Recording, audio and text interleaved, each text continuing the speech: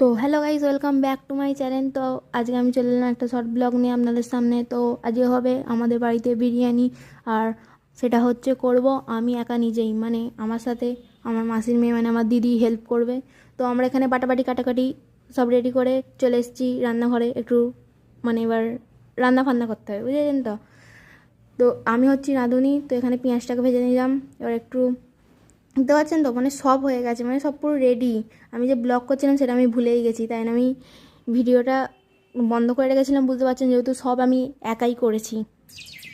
তো এবার অনেকেই কমেন্ট করবে যে এরমভাবে বিরিয়ানি করে না, তোমরা বিরিয়ানির প্রসেস জানো না, এইটা এরমভাবে করে ওরমভাবে। আরে সত্যিই জানি না, এতে লজ্জা পাওয়ার কী আছে, জানি না। তো ফার্স্ট টাইম চেষ্টা করলাম, ঠিক আছে পরের বার নয় ঠিক হয়ে যাবে। তো খেতে মোটামুটি ঠিকই হয়েছিল। তো দোকানের মতো তো অত ভালো করতে পারবো না, বাড়িতে যেমন হয় নর্মাল তেমন ভালোই করেছি। এবার সব মোটা